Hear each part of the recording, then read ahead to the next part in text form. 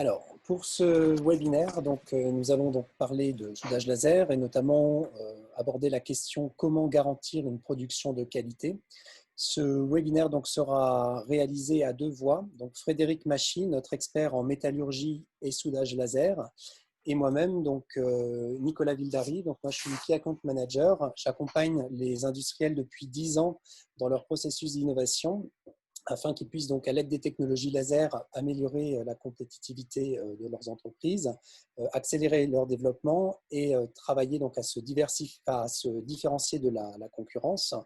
Et je travaille également à analyser les besoins des filières de manière à pouvoir établir des stratégies de diffusion et de valorisation des technologies laser, et tout ça, bien sûr, en cohérence avec nos partenaires industriels.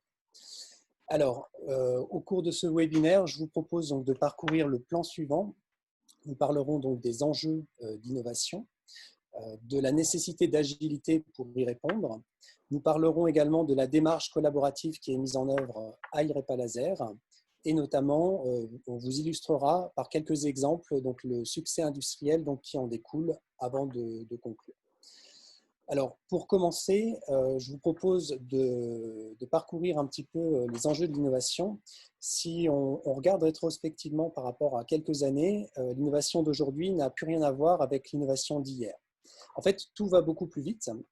Et donc, pour faire face à cette accélération, on est obligé de revoir nos méthodes de développement, nos méthodes de collaboration et de business pour permettre à nos clients et à nous-mêmes de faire face à ces changements.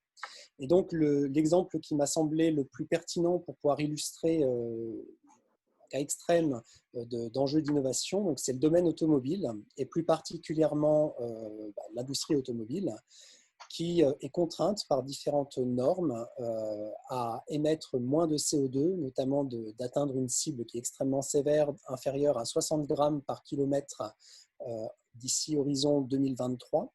Et donc, cette cible étant extrêmement basse, elle contraint en termes d'innovation toute la filière, et pas que européenne, internationale, à innover, puisque les moteurs thermiques ne sont plus seuls capables de pouvoir répondre à ce genre d'enjeu. Alors, ce qui en découle, c'est des changements majeurs, et notamment des perspectives à 2030 d'avoir presque 70% du marché électrifié. Alors, ce qui veut dire que finalement, dans un laps de temps très court, on va devoir, et on doit, et on est déjà en train de développer de nouveaux produits que l'on doit développer et valider dans un temps très court, mais également travailler à l'industrialisation de ces produits pour avoir les différents équipements, les différentes chaînes de production et les usines qui permettent de les réaliser. Alors, pour satisfaire ça, en fait, on a tout un ensemble de contraintes, et pour le coup, qui ne seraient pas forcément que propres à l'automobile. Donc, des contraintes en termes d'innovation relatives au délai. On doit innover dans des temps qui sont toujours plus courts, donc aller à l'essentiel. Des contraintes également de CAPEX et d'OPEX, c'est-à-dire de maîtrise de coûts pièces, mais également de maîtrise de coûts d'investissement pour pouvoir les réaliser. Des contraintes de qualité et de performance, mais qui sont également liées dans l'automobile à des contraintes de compacité, de masse, des produits qui soient bien sûr plus respectueux de l'environnement, qui soient recyclables, qui économisent d'une certaine manière des matériaux rares ou sur lesquels il y a une pression importante des marchés. Et dernier point, des contraintes de rétex, donc de retour d'expérience sur finalement tous ces nouveaux développements sur lesquels on n'a pas forcément de recul. Et donc, on voit bien que face à toutes ces contraintes, il est nécessaire finalement de changer de mindset et de penser différemment. Donc, la logique linéaire de développement, comme on pouvait avoir avant, n'est plus viable. Donc, pour pouvoir faire face à ces changements, la technique qu'on a trouvée, c'est finalement de mutualiser les expertises et de le faire, pas en cours de projet, mais au moment où les idées sont pensées. Donc, c'est-à-dire qu'on s'intègre, on mutualise, on va dire, nos expertises dès l'analyse du besoin et des contraintes, et ce n'est pas au moment où nous sommes consultés, mais c'est au moment où les projets sont pensés. Et comme ça, en fait, à plusieurs cerveaux, on arrive à identifier les différents jalons et trouver la manière la plus efficace d'arriver à des prototypes fonctionnels en limitant le nombre d'essais-erreurs que l'on peut avoir par cette mutualisation de compétences. Et de cette manière, on arrive rapidement à arriver à des proof of concept valider différentes architectures de manière à accélérer derrière la démarche d'industrialisation en réduisant le nombre d'étapes qui pourraient nous poser problème. Donc, ce que je vous propose, je vais passer la main donc, à Frédérique Machy pour qu'elle puisse vous présenter donc, des cas concrets et des exemples de démarches que l'on traite à IREPA Laser. Très bien, bonjour à toutes et à tous. Je suis heureuse d'animer ce webinaire.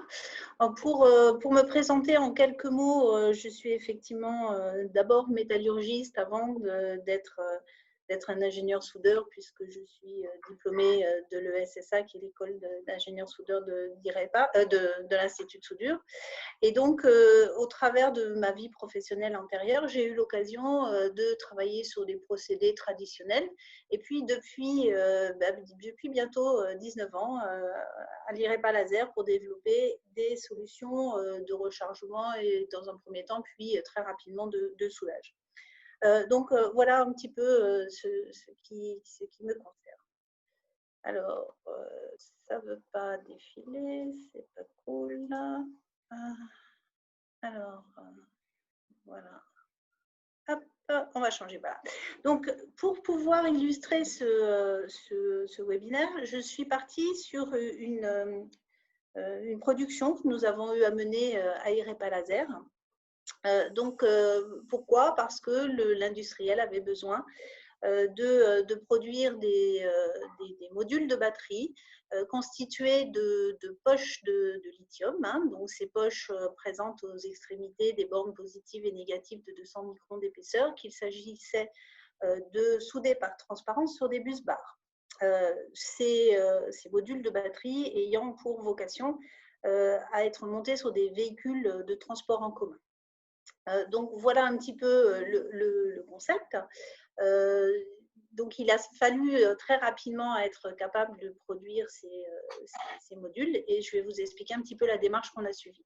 Alors, d'abord, on avait quelque chose de très agréable, c'est qu'on savait très bien ce que c'était qu'une bonne soudure et potentiellement une bonne soudure. C'était une soudure qui permettait de répondre à des attentes mécaniques, on va dire, mais bien évidemment, vu l'application des impositions électriques. Et puis, comme on travaillait là sur des poches de lithium, il était très important de ne pas détruire cet élément. Et donc, on était aussi tout à fait contraint par rapport à l'élévation thermique liée à l'opération de soudage. Donc, voilà un petit peu pour ce concept industriel. Alors, sauf que l'opération de soudage en elle-même, elle n'est pas finalement toute seule dans son coin, elle fait partie d'un environnement. Et que là aussi, il est très important d'intégrer l'opération de soudage dès le début de la conception du produit.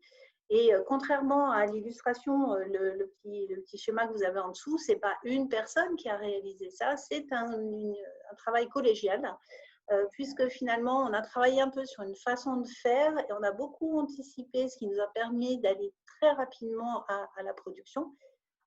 Et puis, de ce fait, de profiter de l'intelligence de tout un chacun pour obtenir un résultat performant. Alors, le principe de la démarche, qu'en est-il? Alors, la première des choses, et malheureusement, là, mon fil rouge ne va pas pouvoir répondre à cette contrainte puisque vous avez vu que l'assemblage par transparence nous était imposé. Mais la première étape, c'est de concevoir ce joint soudé. Alors, c'est-à-dire quoi? C'est-à-dire savoir si on va souder en assemblage bord à bord, en assemblage par transparence, est-ce qu'on va faire un assemblage angulaire, où est-ce qu'on va positionner le cordon par rapport aux contraintes, par rapport aux dispositions, quel genre de matériaux on va mettre en œuvre, quel genre d'épaisseur. Et là, déjà, on va pouvoir, au travers de l'utilisation de la solution laser, à la fois d'innover et de réduire des épaisseurs, réduire des dimensions, donc on va gagner en masse.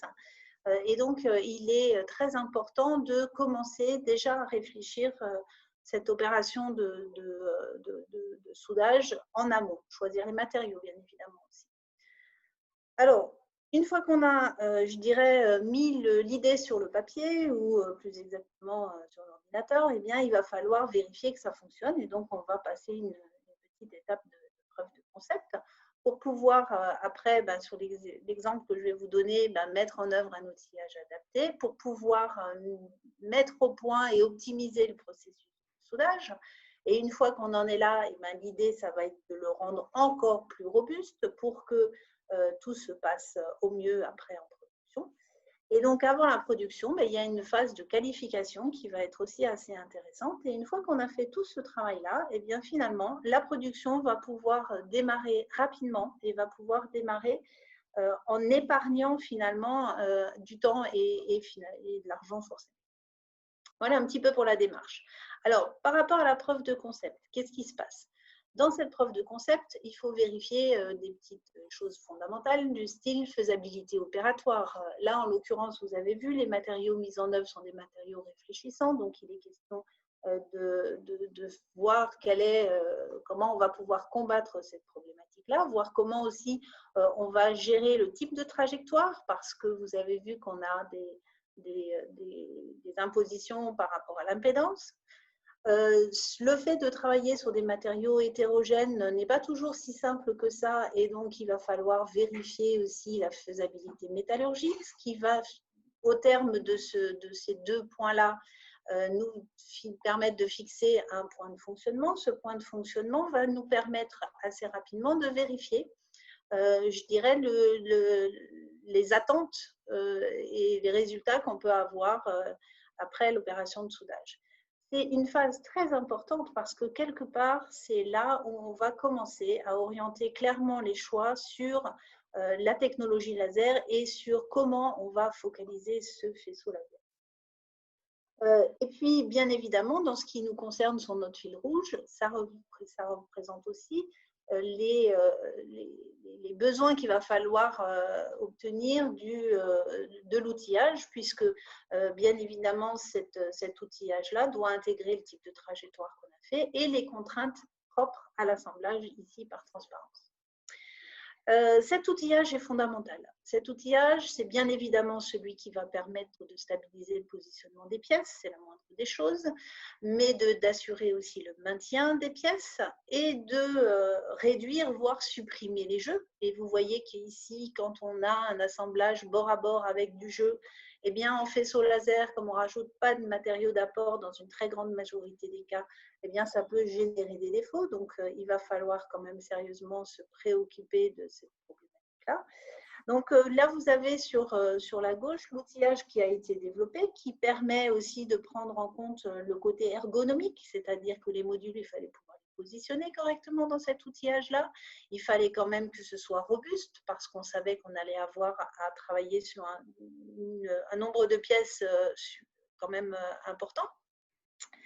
Et donc, on a aussi intégré tout ce qui était entretien donc dès la conception de l'outillage. Donc ça, c'est vraiment un point important. L'outillage, s'il ne remplit pas son rôle, l'opération de soudage derrière ne peut pas aboutir à de bons résultats.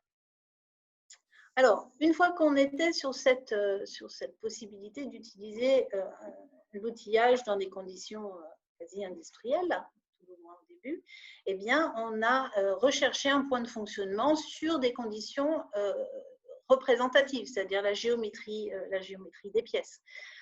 Alors, représentative ou directement industrielle, hein, là, en l'occurrence, sur les poches en lithium, c'est vrai qu'au début, les poches, elles n'étaient pas chargées pour simplifier notre travail.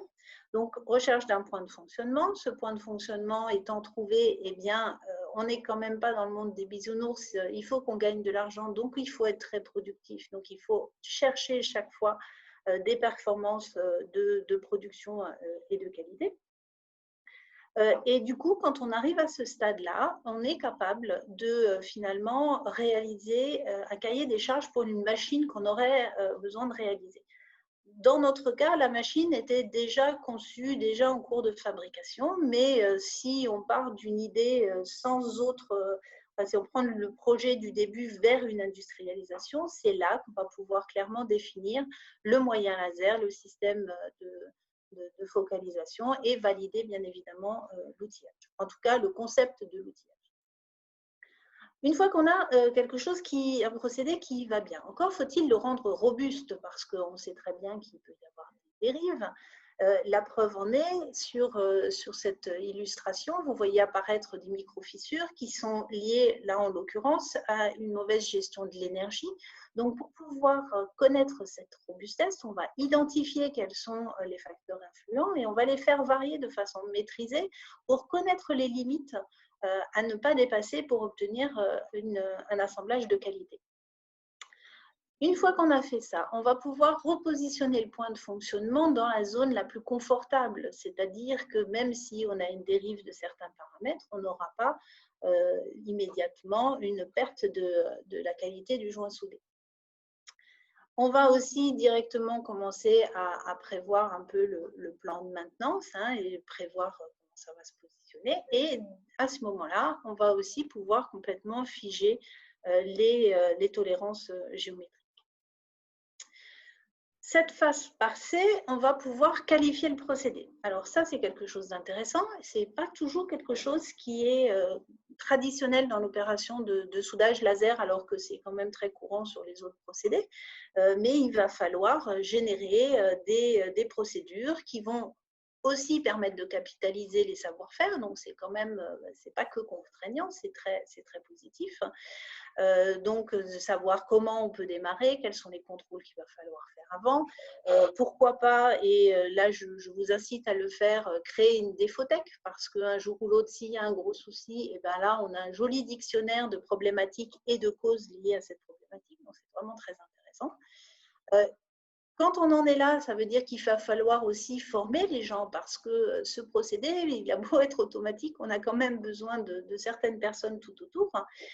Et donc, on va avoir besoin de former des gens en maintenance, de former les régleurs, de former les opérateurs, les gens du contrôle, même si très rapidement, on va créer une équipe process alors une équipe, quand je dis une équipe, c'est-à-dire des gens compétents côté process IREPA, mais surtout intégrer les gens qui auront à gérer le procédé sur le site industriel. Et donc ces personnes-là, au fur et à mesure de l'avancée du procédé, vont forcément monter en compétences et nous apporter aussi des connaissances sur le produit qui est finalement propre à chaque entreprise.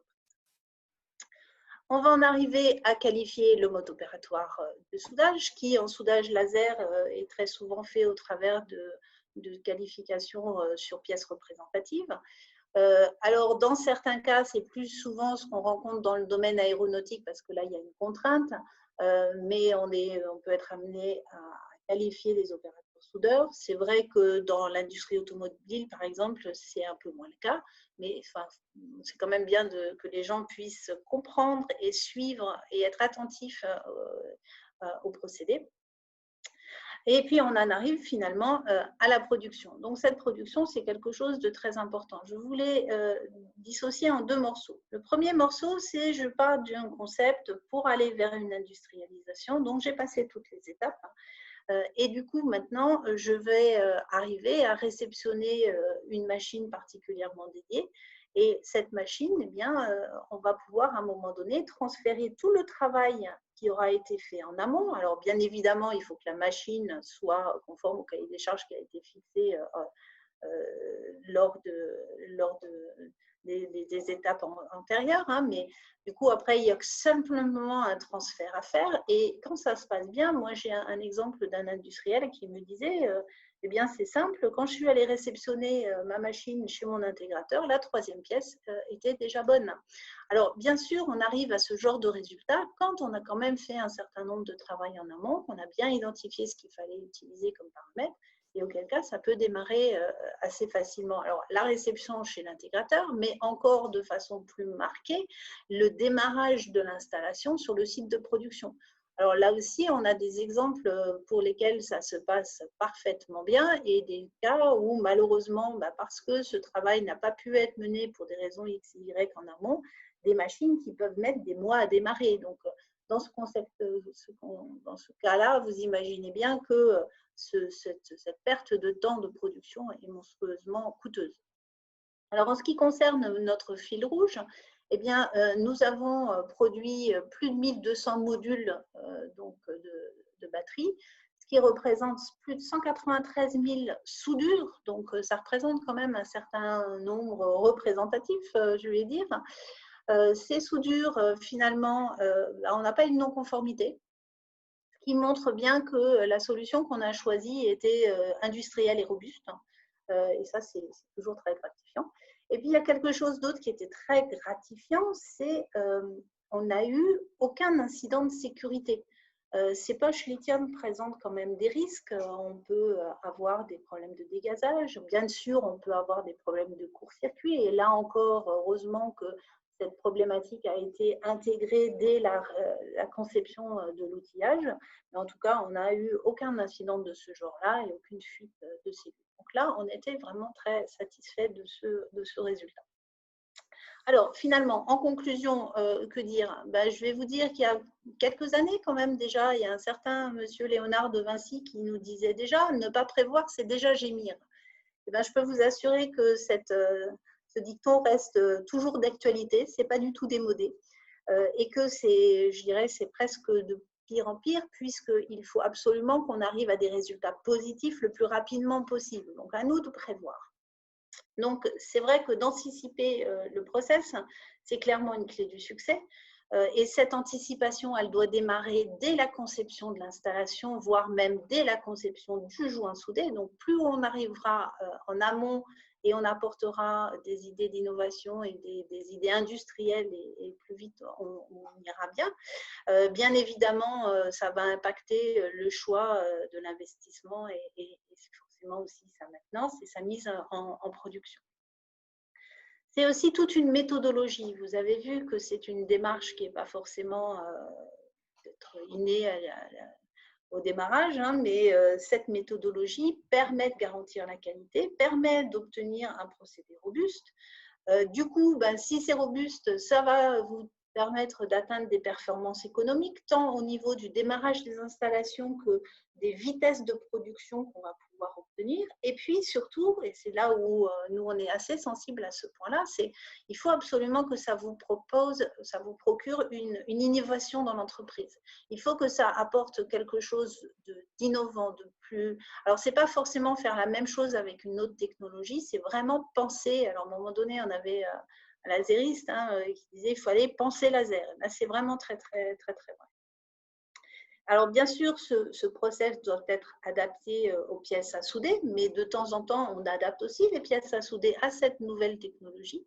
Bien sûr, il faut que ça réponde aux besoins de l'entreprise. Et là où ce n'est pas toujours si simple, c'est qu'il faut que cette intégration-là puisse utiliser tous les bons points de l'innovation qui est disponible aujourd'hui.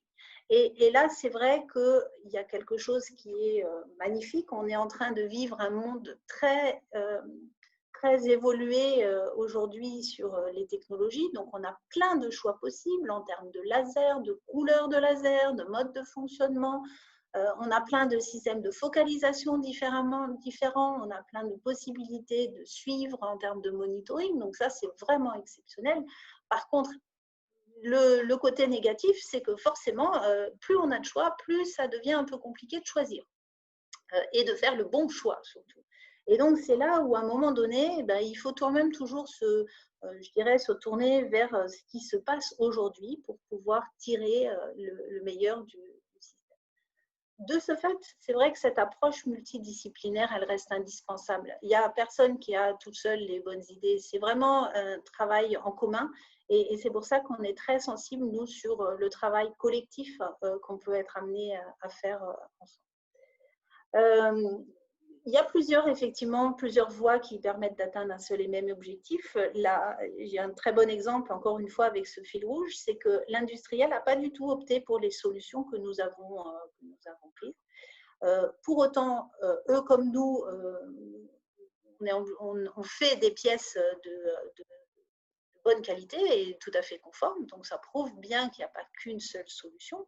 Là où on reste quand même fier, c'est que certains points de vue qu'on a mis en œuvre chez nous vont être repris sur la production, donc ça on est quand même assez fiers de ça, parce qu'il ne faut quand même pas perdre de vue que avoir un laser aujourd'hui, on a vraiment des lasers qui sont de très, très bonne qualité avec des choses très, très performantes, très innovantes. Donc, un très bon laser et une très bonne machine qui vous permet de positionner les pièces, etc. Mais si vous n'y mettez pas au cœur de cette installation-là un procédé qui n'est pas optimisé, vous n'allez pas être au plus performant.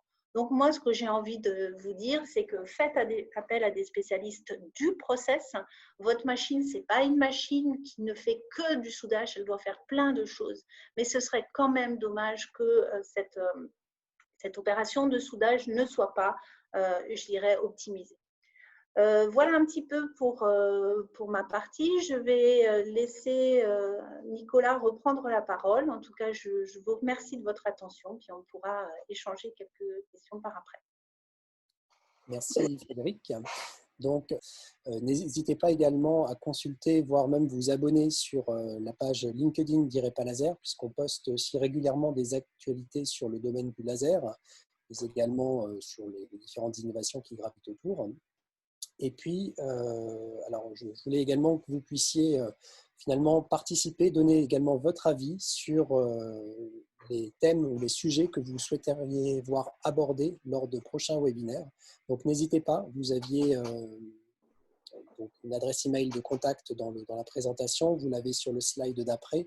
Donc, n'hésitez pas à rebondir et nous dire ce que vous avez aimé ou pas, et surtout quels sont les sujets que vous souhaiteriez voir abordés prochainement pour qu'on puisse, sous ce format 30 minutes, y répondre. Alors, je vous propose de passer donc aux différentes questions. J'ai une question concernant des microporosités sur des aciers. Je lis en même temps. Hein. Ok, donc ce qu'il faut savoir, c'est que effectivement une microporosité ou une porosité, c'est un défaut puisqu'on a rupture de la liaison métallurgique, c'est évident. C'est pas forcément un défaut catastrophique. D'ailleurs, les normes nous permettent assez couramment je dirais, de les accepter. C'est quand même le défaut principal du soudage laser. Et nous avons aujourd'hui des nouvelles façons de régler un petit peu cette problématique. Donc, il y a deux types de porosités. Il y a des porosités qui sont liées au process, donc au fait qu'on forme assez couramment ce qu'on appelle un capillaire, c'est-à-dire un trou rempli de vapeur métallique, et de ce fait, quand il va venir se déplacer lors de l'opération de soudage, on peut piéger du gaz. Et donc là, on a des nouveaux outils au travers de l'agitation du bain, au travers de la focalisation qui peut se faire différemment, donc, et au travers aussi des technologies laser qui nous permettent d'avoir finalement une stabilité de ce capillaire de plus en plus importante et donc une réduction du taux de porosité.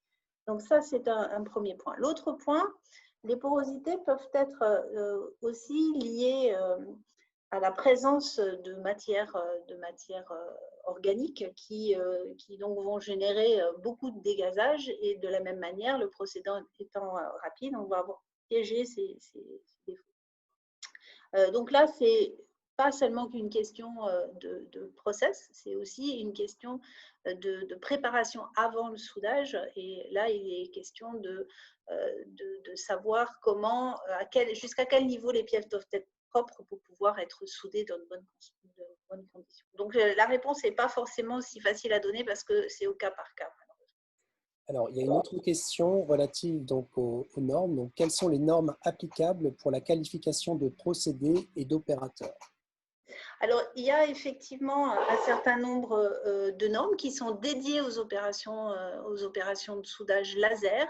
Alors, à vrai dire, ce n'est pas que soudage laser, ce sont des groupements de normes qui sont liés aux procédés à haute densité d'énergie, et on va retrouver systématiquement des procédés, le procédé laser et le procédé faisceau d'électrons. Donc, il y a effectivement des normes qui permettent de définir ce que doit être un descriptif de mode opératoire, comment on peut qualifier, etc. Donc, effectivement, il y a un certain nombre de normes qui évoluent très vite en ce moment, mais qui sont disponibles et sur lesquelles on peut s'appuyer. Il y avait une question, quel laser utilisez-vous pour les soudures? Alors, pour les soudures du fil rouge, là, nous avons mis en œuvre une technologie de laser fibre monomode. Donc, c'est un laser qui se caractérise par une très petite tâche focale, hein, puisqu'on est sur un diamètre de faisceau qui est inférieur à 50 microns, avec une répartition énergétique très agressive, gaussienne, et qui nous permet justement de combattre des problématiques de réflexion. Alors, beaucoup de gens disent oui, mais du coup, la profondeur de relais est limitée, on ne va pas être industriel, etc. Ben voilà, nous, on a réussi à faire plein de petits points soudés sans absolument aucune difficulté. Donc, je ne dis pas que ce n'est pas une problématique, mais je dis qu'on peut, si on a compris où elle était, trouver des solutions pour pouvoir le régler.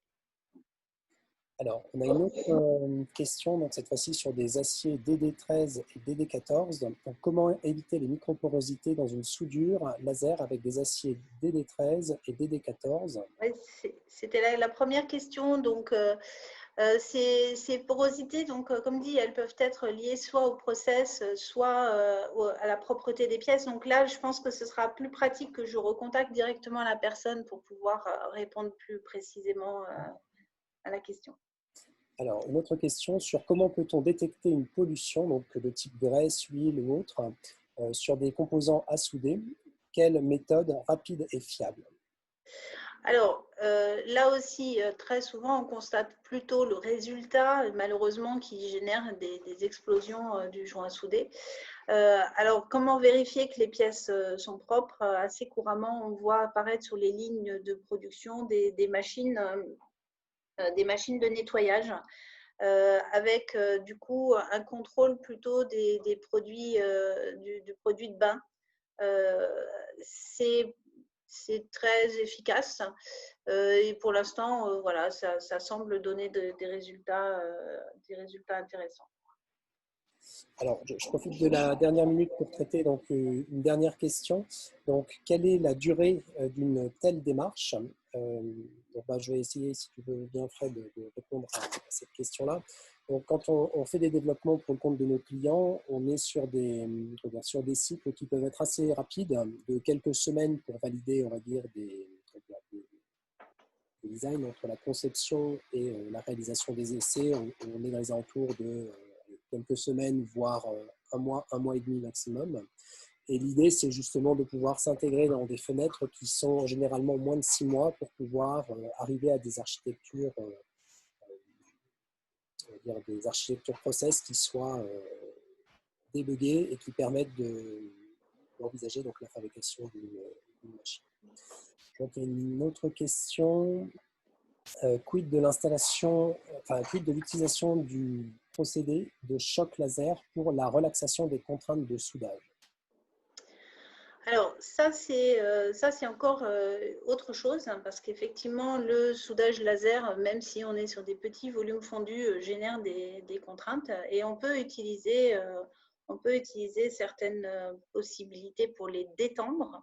Le choc laser peut être un cas, tout dépendra vraiment de la configuration de soudage, parce que quand même là, on intervient sur des épaisseurs qui sont relativement faibles. Donc, si on est sur des fortes pénétrations, c'est potentiellement pas suffisant. Alors, Frédéric Machy, merci. Donc, je vous remercie à tous d'avoir participé donc, à ce webinaire. Donc, n'hésitez pas à vous abonner, comme ça vous pourrez reconsulter ce webinaire s'il vous a intéressé. N'hésitez donc pas à nous faire part de vos suggestions de prochains sujets sur les thématiques laser que vous trouvez intéressantes ou que vous souhaiteriez voir abordées.